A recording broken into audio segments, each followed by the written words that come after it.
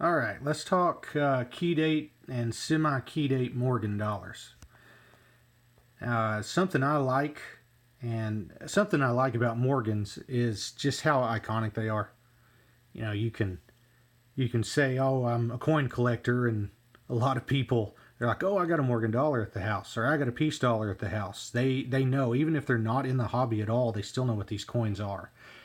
And I grew up in an area where there's not many coin collectors, not many currency collectors or anything, and that still held true.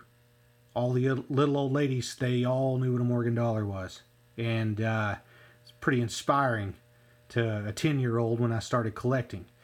And when I learned what key date Morgans and semi key Morgans were worth, and how it's kind of like a treasure hunt trying to find them in a decent grade, it really sparked my interest heavily.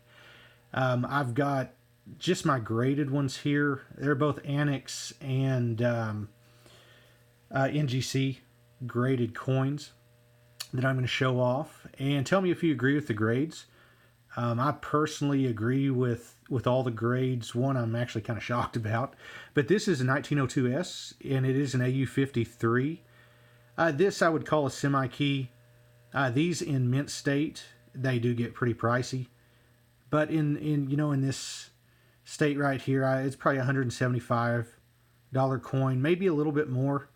Auctions all over the place on them, but no toning, nothing too fancy about it. And I think it's kind of a straight up grade on it.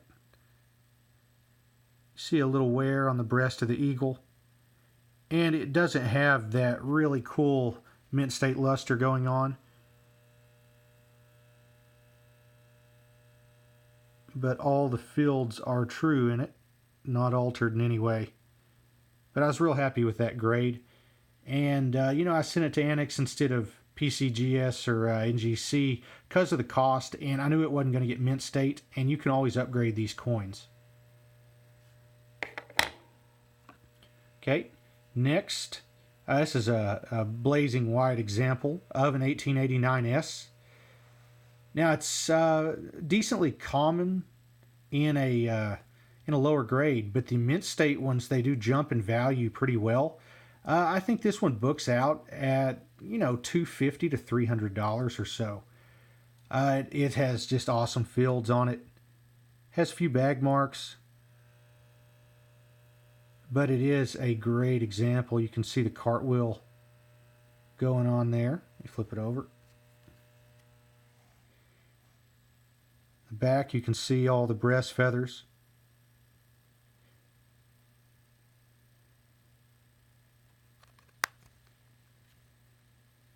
Real nice coin. It has a little toning on the outside. It's kind of tough to see. You can see a little purple. But 63, I feel like, is a good grade. A 64, obviously, I wouldn't argue about that. But it is no higher than a 64. It does have some bag marks. The cheek is a little eaten. It's not too bad, though. You can see some of the scuffs on the cheek. But if you can ever find these in mint state, you need to pick them up, the 89S's. They're kind of one of the forgotten semi-keys. All right, here's a couple that are pretty desirable coins that a lot of people are missing in collections. This is the 1895 O and the 1895 S. Now, obviously, I don't have the 1895, the proof, because being able to afford one of those just is never going to be an option for me. But I can get kind of the little brother coins to that. This 95O, I didn't think there was any way it would get above a VG, but NGC sent it back, and it is a fine 12, which does help the value a little bit on it. But they're not the most pleasing examples to the eye.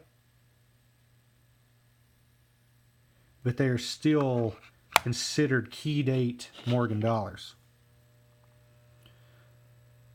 This coin right here was actually the very first key date Morgan that I ever got. I actually won it at an auction in the area, and I guess I was the only one there that knew what it was, because I got it for $100, and I've held on to it for years and years and years, and I finally bit the bullet and sent it into Annex to get it graded, because I mean it's a low grade and I didn't want to pay big money to get it graded, and the Annex grade just verifies it's not cleaned or anything like that. It's not a bad coin though for $100. Here's one I won at an auction. It was actually fairly new to me. The 1877 Carson City. This one is Mint State 63. Mint State Carsons, you gotta love them. And this one is toned. Well, I can kind of angle the slab here and show you some of the toning on it. It's kind of a golden toning, and it has the pink and green as well going on. The cheek is it's pretty eat up, but it's still obviously a Mint State coin. You flip it over. The back is really nice. Back is a lot better than the face. You can see the breasts of the eagle, tips of the wings. Really great coin. I would love to have purchased a Mint State 65 example, but you know, you just gotta keep some money in your pocket so you can have something to spend on other coins, or in my case, grading fees. But it's a really nice example of a 78 Carson. Here is an 1880 Carson, and it is a Mint State 63 as well. It's a common Carson. I might actually venture to say the most common Carson. And you can find these Mint State 63, 64 if you go hunting. They're not hard to find. They still are key dates because they are Carson Cities. Pretty desirable coins. But I knew it'd be Mint State sending it in. You can see it's white. It's really lustrous. It's pretty. But this is a coin that can be upgraded within most collections pretty easily. And to, I guess, my creme de la creme of Carsons, the 1893 Carson in an XF40. Now this is, I believe, maybe the second rarest Carson, behind the 1889, which it fetches big money. This right here is about a $1,400 coin in XF40. Auctions are $1,300 to $1,600. But I actually got this at an area auction and paid pretty decent money for it. You know, I think I ended up giving about $800, which is still well below the book and everything. It does not have the greatest eye appeal, but getting an 1893 Carson above a VF20 should be considered, you know, a pretty good coin to have. Thanks for watching my video. Please like, subscribe, comment, do whatever. So have a good night. Happy collecting. Bye.